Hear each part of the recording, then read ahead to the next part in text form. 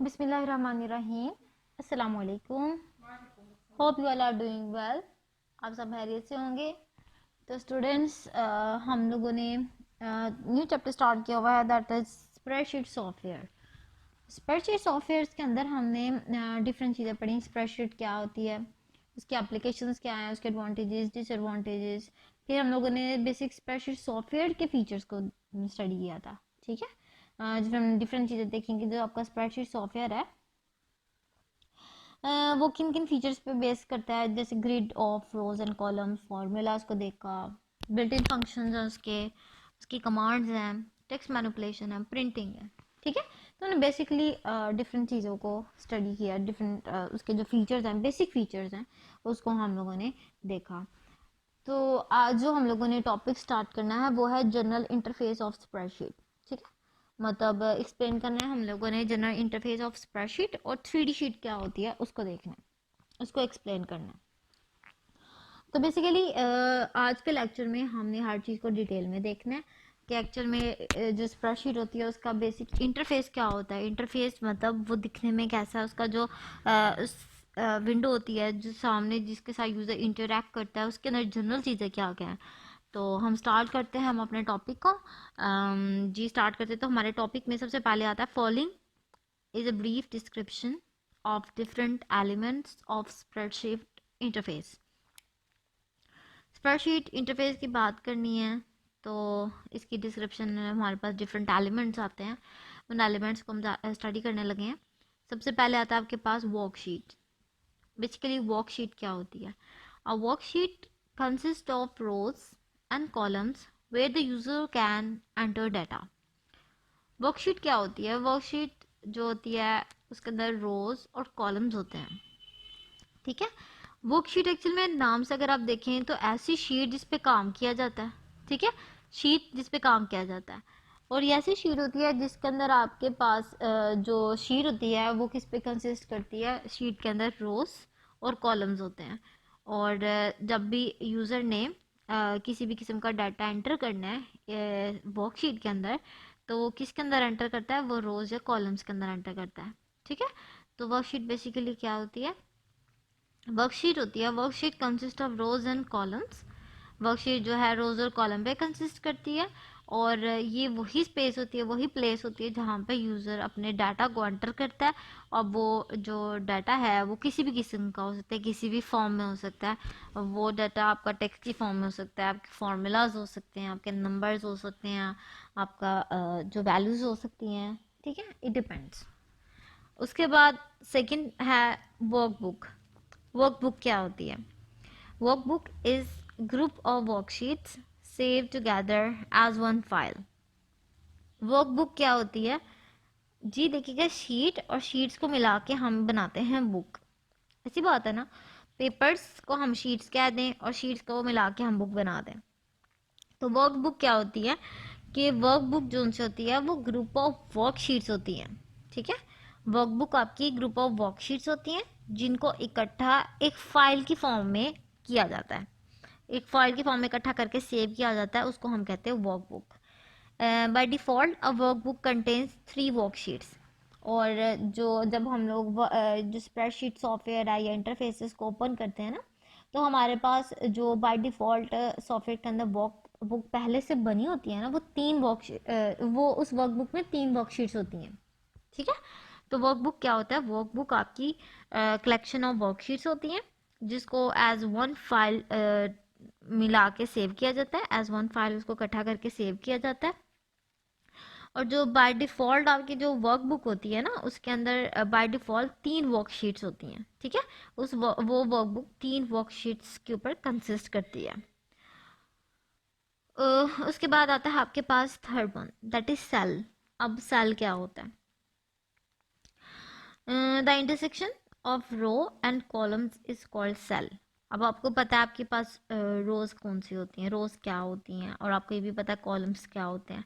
जो भी चीज़ आपकी हॉरिजॉन्टली चल रही होती है उसको आप कहते हैं रोज, और जो भी चीज़ आपके पास वर्टिकली चल रही होती है, वर्टिकली फॉर्म में होती है, उसको आप कहते हैं कॉलम्स। तो सेल आपके पास क्या होता है? सेल बेसिकली आपकी जो रोज होती हैं और जो आपके पास कॉलम्स होते हैं, उनका कॉम्बिनेशन होता तो कॉम्बिनेशन, लेकिन वो जिस पॉइंट पे इंटरसेक्ट करते हैं, वो जिस पॉइंट पे मीट अप करते हैं, उसको हम कहते हैं cell. So the intersection of row and column is called cell. It is the basic unit to enter data in a worksheet.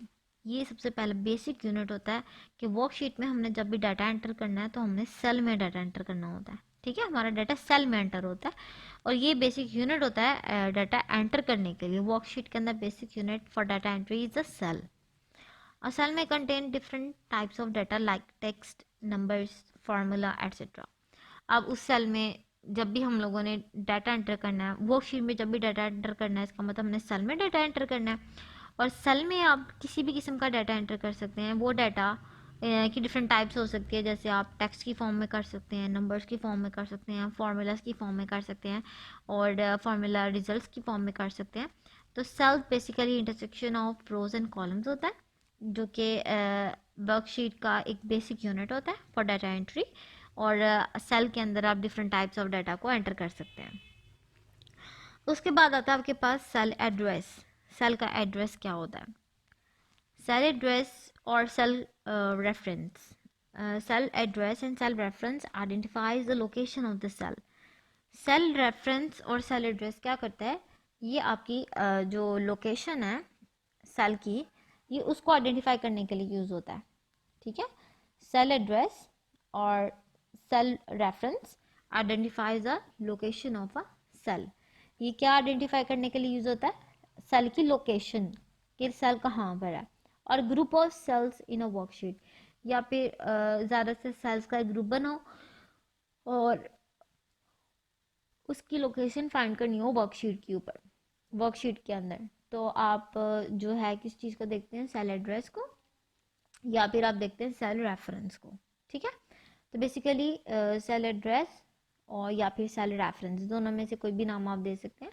ये क्या होता है? ये आइडेंटिफाई करता है सेल की लोकेशन का या फिर ग्रुप ऑफ सेल्स की लोकेशन को, जो कि वर्कशीट के अंदर होते हैं. ठीक है, it consist of column letter. अब ये किस किस चीज़ पे कंसिस्ट करते हैं? जैसे कि आपको पता है रोज और कॉलम्स का इंटरसेक्शन सेल होता है. तो जो कॉलम होता है उसको कोई ना कोई लेटर असाइन होता है और रो को कोई ना कोई नंबर असाइन होता है. तो जो आपका सेल होता है वो किस पे कंसिस्ट करता है? कॉलम लेटर के ऊपर और रो नंबर के ऊपर.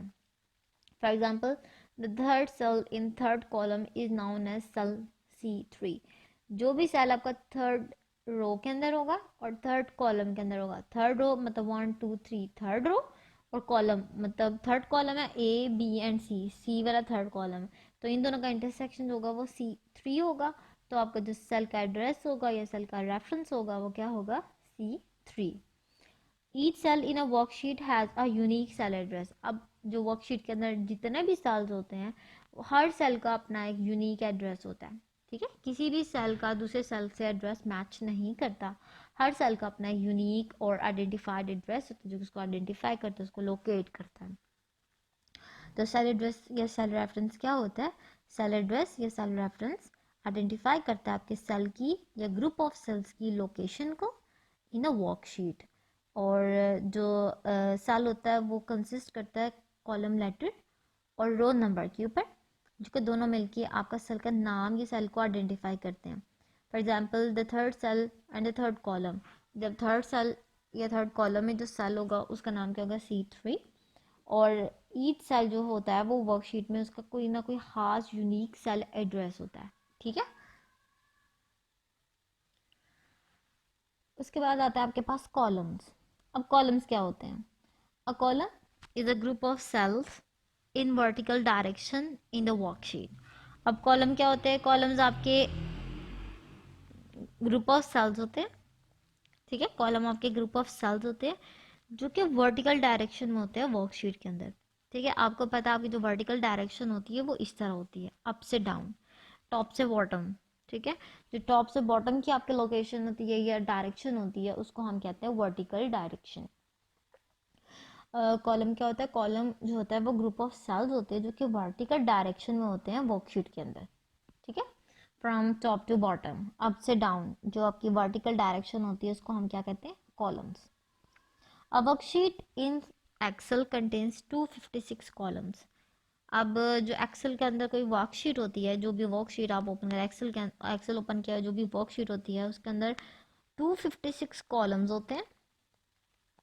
Each column is identified with a unique heading that appears at the top of the column.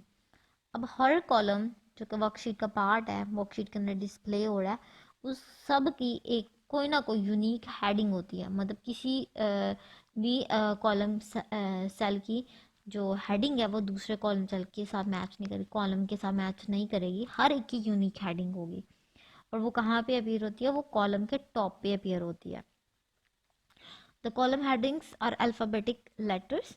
और जो कॉलम्स की हेडिंग होती है वो अल्फ़ाबेटिक लेटर बेस्ड होती है, जैसे A B C and so on. उसके बाद जब ए बी सी ख़त्म हो जाती है अप टू जेड, तो फिर इनके कॉम्बिनेशन यूज़ होते हैं, जैसे A B A C and so on. फिर इस तरह ट्रिपलेट कॉम्बिनेशन यूज़ होते हैं. तो बेसिकली आपके पास कॉलम्स क्या हैं?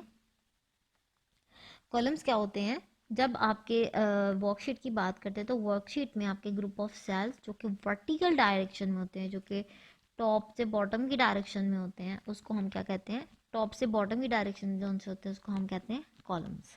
और जो वर्कशीट के अंदर आपके वर्कशीट एक्सेल की वर्कशीट के अंदर जो कॉलम होते हैं उनके टोटल जो नंबर्स होते हैं वो 256 होते हैं. ठीक है. और हर कॉलम एक यूनिक हेडिंग के थ्रू आइडेंटिफाई किया जाता है.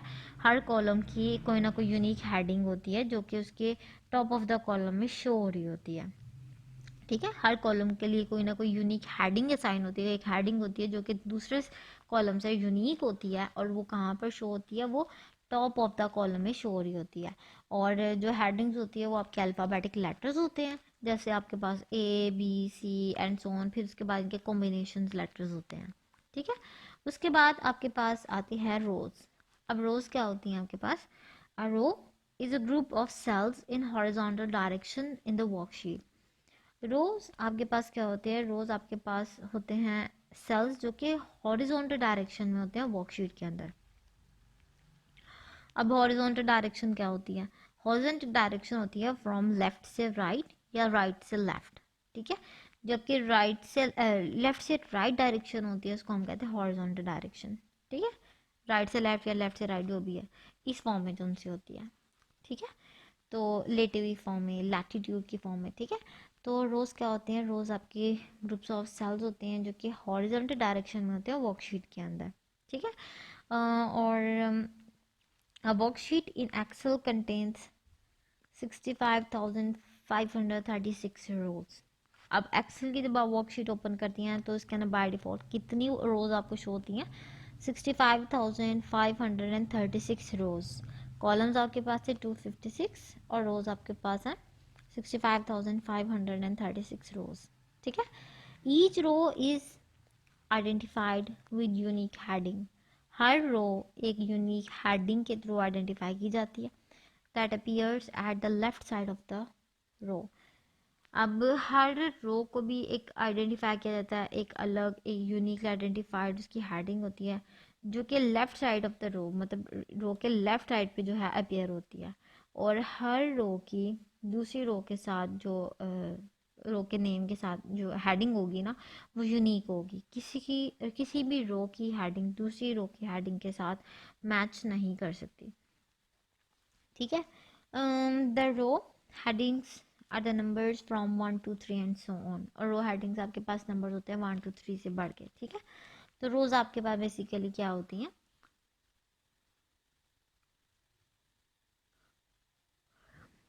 रोज बेसिकली आपके पास ग्रुप्स ऑफ सेल्स होती हैं जो कि आपके पास हॉरिजॉन्टल डायरेक्शन में होते हैं आपके वर्कशीट के अंदर. हॉरिजॉन्टल डायरेक्शन मतलब लेफ्ट से राइट की तरफ या राइट से लेफ्ट. हॉरिजॉन्टल लेटी हुई साइड हॉरिजॉन्टल डायरेक्शन की फॉर्म में होती हैं. अब वर्कशीट इन एक्सेल के अंदर जो उनसे वर्कशीट्स होती हैं उसकी रोज नंबर कितनी होती हैं? 65,536 रोज. कॉलम्स 256 होते हैं और रोज आपकी होती है 65,536. अब हर रो एक यूनिक हेडिंग के थ्रू आइडेंटिफाई की जाती है. और यूनिक हेडिंग जो उनसे होती है वो आइडेंटिफाई करती है रो को. और हेडिंग कहाँ पे होती है? वो left side of the row जो है वो अपेयर होती है रो के लेफ्ट साइड पे.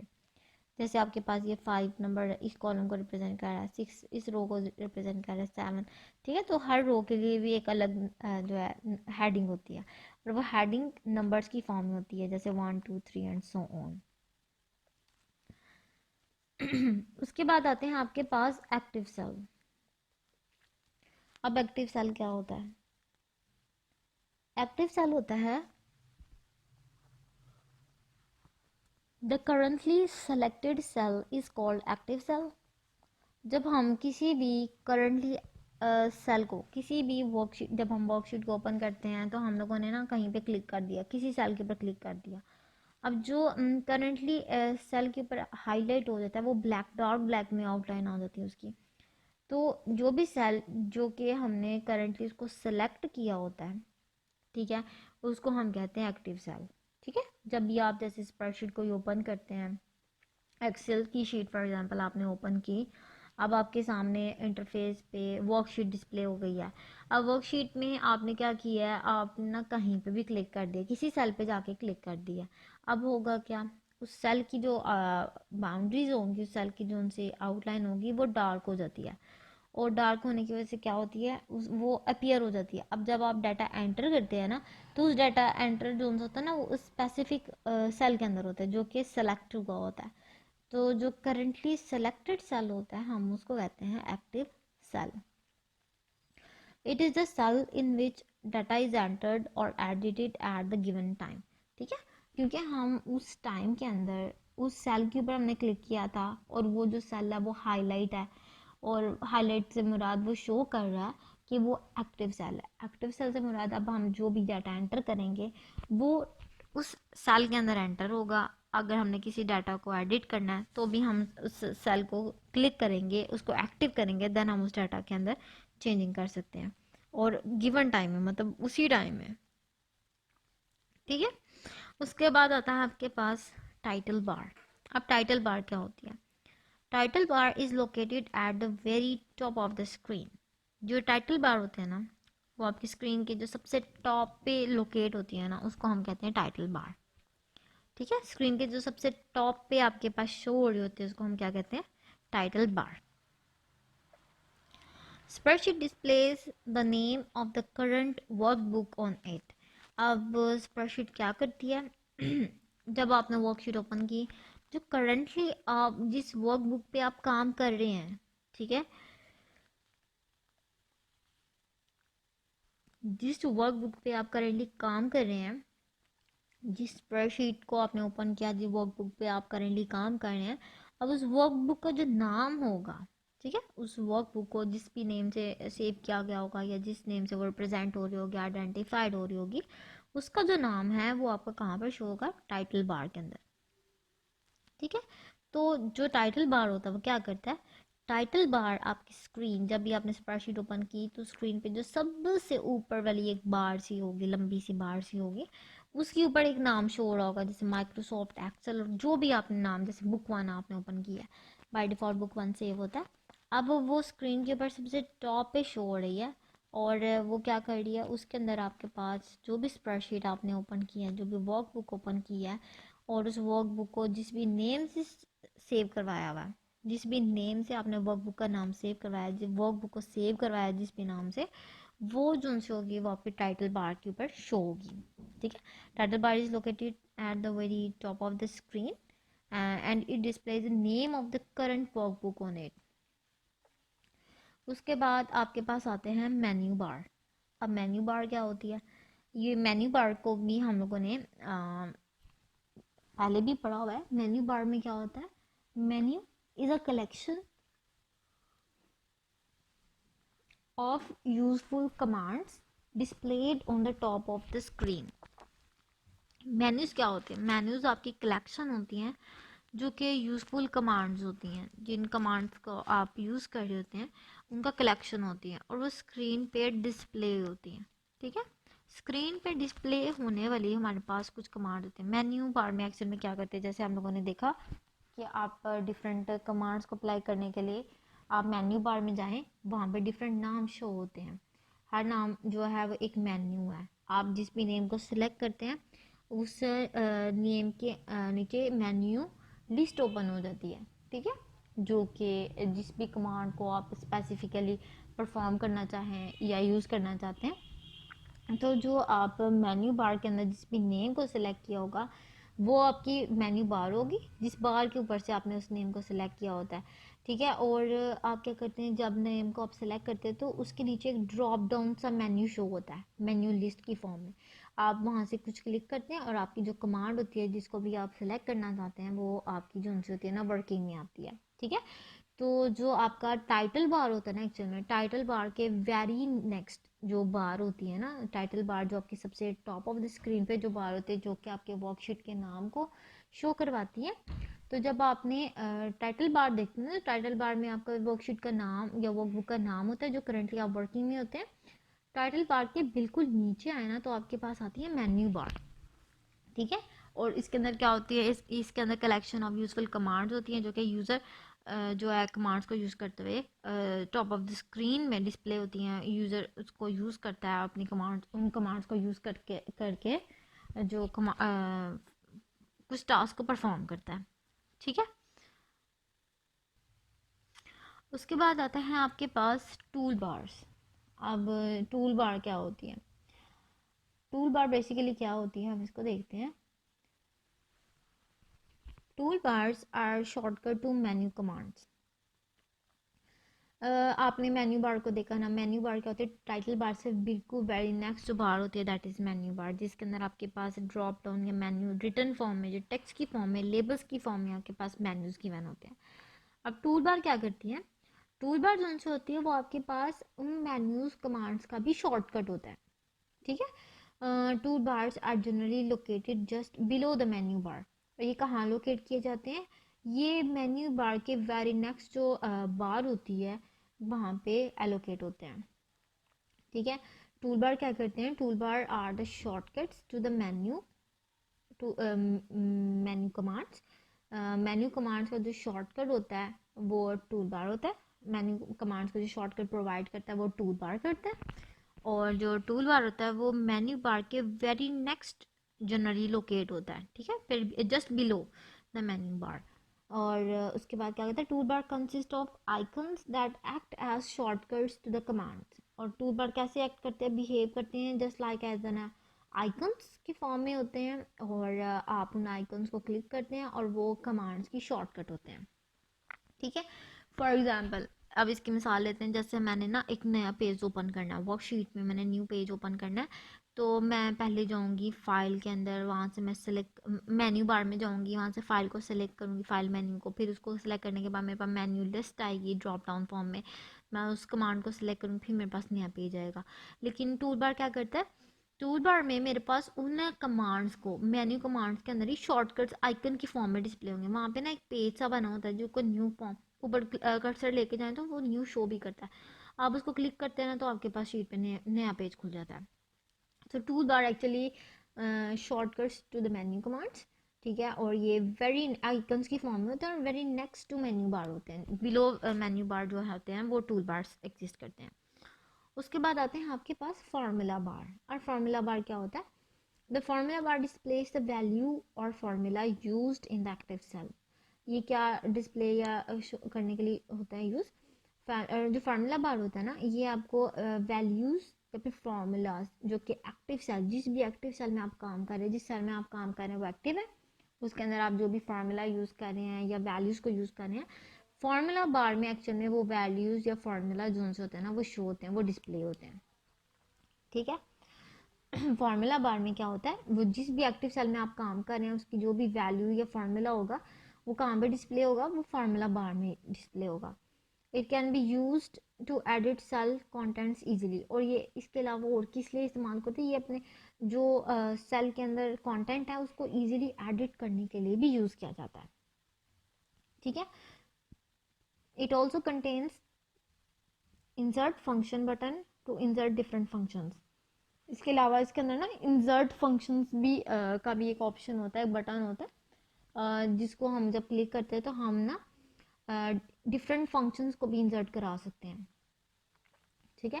तो फार्मूला बार बेसिकली क्या करता है, फार्मूला बार जो भी एक्टिव सेल जिसके ऊपर आप काम कर रहे हैं उसकी जो वैल्यूज़ या उसके जो फार्मूलाज होते हैं वो फार्मूला बार में डिस्प्ले होते हैं, ठीक है। और फार्मूला बार में डिस्प्ले होने के बाद क्या करते हैं कि जब आपने सेल को एडिट करना हो तो वो इजीली आप उस कंटेंट को एडिट कर सकते हैं। और वहाँ पे एक इंसर्ट फंक्शन नाम का बटन होता है, आप उसको क्लिक करते हैं तो आप डिफरेंट फंक्शंस को भी इंसर्ट करवा सकते हैं, ठीक है। उसके बाद आते हैं आपके पास शीट टैब्स। अब शीट टैब्स क्या करते हैं? The sheet tabs appear at the bottom of a workbook. अब ये जो टैब होती है ना, शीट टैब, ये वर्कबुक के बॉटम पे लास्ट पे शो होती है। Each sheet tab represents a specific worksheet in a workbook.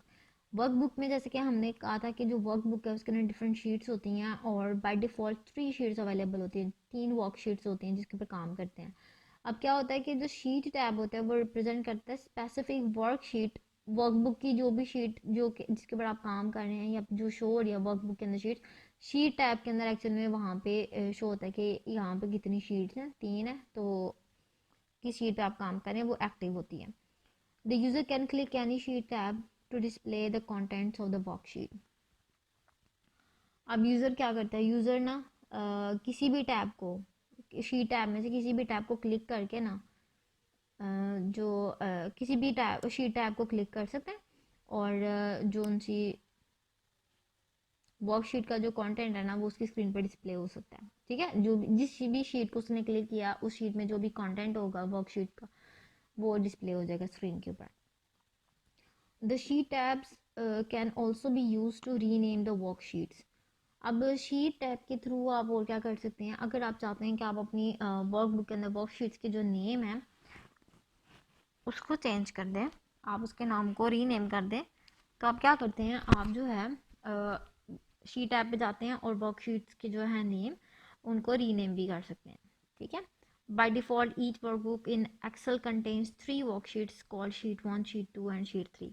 Bye default Excel को जब आप ओपन करते हैं तो उसमें जो वर्कबुक होती है उसके अंदर 3 वर्कशीट्स होती हैं जिसके नेम बाय डिफ़ॉल्ट सेट होते हैं शीट 1, शीट 2 एंड शीट 3 के नेम से, ठीक है। उसके बाद आपके पास आते हैं the status bar. Status bar क्या करता है? The status bar appears at the bottom of the spreadsheet interface. Status bar कहाँ पे अपीयर होता है? ये स्प्रेडशीट इंटरफेस के बॉटम में, ये भी सबसे लास्ट पे शो होता है, ठीक है। और स्टेटस बार के बारे में हमने पहले भी बताया कि ये हमें एक्चुअल में स्टेटस शो करने के लिए यूज़ होता है, ठीक है। It displays the information about a command, a toolbar icon or an operation in progress. ये हमें एक्चुअल में क्या बताता है? ये एक्चुअल में हमें बताता है कि ये डिस्प्ले करता है इंफॉर्मेशन को, कमांड्स के अबाउट जो इन्फॉर्मेशन होती है या टूल बार आइकन जिसमें हम यूज़ करें उसके बारे में जो इन्फॉर्मेशन होती है या फिर जो ऑपरेशन हम परफॉर्म कर रहे हैं और वो प्रोग्रेस में है या फिर वर्किंग में या प्रोसेस हो रहा है उसके बारे में भी जो इन्फॉर्मेशन होती है वो स्टेटस बार हमें देता है। ये बिल्कुल स्प्रेडशीट इंटरफेस के बिल्कुल लास्ट पे होती है, ठीक है। उसके बाद आता है आपके पास 3D sheet. Early spreadsheet programs provides only one worksheet at a time. जब पहले स्प्रेडशीट प्रोग्राम्स यूज़ किए जाते थे तो वहाँ पर just one worksheet at a time हम जो वो थी ना हमें मिलती होती थी, या फिर उसके जस्ट एक शीट के ऊपर वर्कशीट जो थी उस टाइम में हम लोग काम कर सकते थे, वही प्रोवाइड की जाती थी। वर्कशीट स्प्रेडशीट प्रोग्राम जो उनसे थे ना वो जस्ट एक वर्कशीट उस टाइम एक टाइम पे प्रोवाइड करते थे। The workbook could contain just one worksheet, और वर्कबुक के अंदर भी जस्ट वन वर्कशीट ही होती थी। द न्यू स्प्रेडशीट्स और कॉल्ड 3D वर्कशीट्स। अब जो नई स्प्रेडशीट्स हैं, जिन लेटेस्ट स्प्रेडशीट पे हम काम करते हैं उनको हम कहते हैं 3D worksheet. A 3D worksheet is like a pad of worksheets. इसमें क्या होता है, हम अपनी मर्जी से ज़्यादा वर्कशीट्स भी ऐड कर सकते हैं। और समझें ये worksheet is like a pad of worksheets, हमारे पास वर्कशीट्स का पैड है जिसके अंदर हम लोग अपनी मर्जी से पेज वर्कशीट्स ऐड भी कर सकते हैं, अपनी मर्जी से वर्कशीट्स को कम भी कर सकते हैं।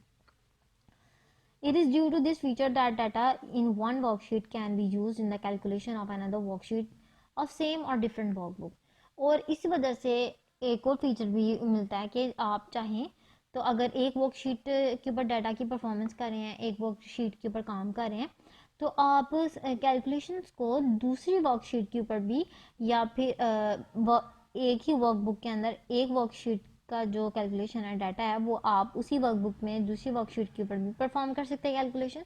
इसके अलावा आप एक वर्कबुक की वर्कशीट का डाटा की कैलकुलेशंस दूसरी वर्कबुक के जो वर्कशीट है उसके ऊपर भी परफॉर्म कर सकते हैं। ये डिपेंड करती है, आपको मल्टीपल फीचर्स दे देता है कि आप with in a workbook, with in a worksheet भी कैलकुलेशन परफॉर्म कर सकते हैं और आउटसाइड ऑफ द वर्कबुक भी दूसरी वर्कबुक के अंदर कैलकुलेशन जो हैं उसे परफॉर्म कर सकते हैं। तो ये तो बेसिकली आपके पास जो स्प्रेडशीट इनके इंटरफेस, और मैं आपको एक डायग्राम के थ्रू इसका थोड़ा सा आइडिया दे देती हूँ। डायग्राम के थ्रू अगर हम देखते हैं तो आपके पास ये डायग्राम से शो हो रही होगी, ठीक है। अब इस डायग्राम एक्चुअल में आपके पास बेसिकली क्या क्या चीज़ें हैं। सबसे पहले तो बात की जाती है, आपके पास ये है सेल नंबर, ठीक है, सेल नंबर बॉक्स। यहाँ पे सेल, जो भी सेल एक्टिव होता है ना उसका नेम शो होता है। जैसे अब ये सेल एक्टिव है, ठीक है, ये सेल हाईलाइटेड है एज कम्पेयर टू बाकी सेल्स के, इसको हम कहते हैं एक्टिव सेल्स। और इसका नाम क्या है, ये फर्स्ट कॉलम है इसलिए ए, और फर्स्ट रो में इसलिए 1, तो इसका नाम क्या हो गया A1। इसको हम कहते हैं सेल नंबर बॉक्स। उसके बाद ये बिल्कुल सेल नंबर बॉक्स के बिल्कुल सामने आपके पास एक लंबी सी टैब है। अब क्या होगा कि अगर आप इसमें डाटा एंटर करेंगे तो वो यहाँ पे शो होगा, क्योंकि एक्टिव सेल में जो भी डाटा एंट्री होती है वो यहाँ पे शो होती है, और इसको हम कहते हैं फार्मूला बॉक्स, ठीक है। उसके बाद आपके पास ये जो ऊपर सबसे ऊपर वाली लाइन होती है जहाँ पे लिखा माइक्रोसॉफ्ट एक्सेल बुक 1, ये आपके पास होती है टाइटल बार, और टाइटल बार के बिल्कुल नीचे file, edit, view, insert, format, ये जो बार होती है इसको हम कहते हैं मेन्यू बार, ठीक है। मेन्यू बार के नीचे बिल्कुल शॉर्टकट ऑफ कमांड्स होते हैं। जैसे आपने न्यू ओपन किया तो इसको क्लिक करेंगे तो new page, new sheet open हो जाएगी, सेव करने के लिए ये, प्रिंट करने के लिए। तो ये आपके पास शॉर्टकट्स ऑफ कमांड्स होती हैं, इसको हम कहते हैं स्टैंडर्ड टूल बार, ठीक है। और यहाँ से आप जो फॉन्ट स्टाइल, फॉन्ट वगैरह, टेक्स्ट का फॉर्मेटिंग कर सकते हैं, टेक्स्ट की साइज़ वगैरह चेंज कर सकते हैं, इसलिए हम इसको कहते हैं फॉर्मेटिंग टूल बार। उसके बाद ये है आपके पास जो वर्टिकल ग्रुपिंग ऑफ सेल्स हैं, वर्टिकल डायरेक्शन में इसको हम कहते हैं कॉलम्स, और ये आपके हॉरिजॉन्टल डायरेक्शन में इसको हम कहते हैं रोज। उसके बाद ये आपके पास अगर देखें आप तो ये लास्ट में आपके पास आती हैं, ये है आपके पास शीट टैब, ठीक है, वर्कशीट टैब, और ये आपके पास स्क्रॉल बटन है, और ये वर्कशीट टैब जिस भी शीट को आप सेलेक्ट करते हैं ना तो वो शीट ओपन। अब ये एक्टिव शीट नंबर 1 है, ये शीट नंबर 1 पे काम हो रहा है, शीट नंबर 2 क्लिक करेंगे तो आप अपनी मर्जी से दूसरे पे काम कर सकते हैं, तो इसको हम कहते हैं वर्कशीट टैब्स, ठीक है। तो बेसिकली ये था आपके पास माइक्रोसॉफ्ट एक्सेल का इंटरफेस। होप आपको अच्छे से समझ आ गई होगी। किसी भी किस्म की कोई क्यूरी हो then you may ask. Can you take care and अल्लाह हाफिज। वीडियो पसंद आई तो लाइक करें, अपनी राय कमेंट करें। ऐसे ही मजीद वीडियोस के लिए हमारा चैनल सब्सक्राइब करें और बेल का आइकन दबाएं ताकि आपको हर वीडियो का नोटिफिकेशन मिलता रहे।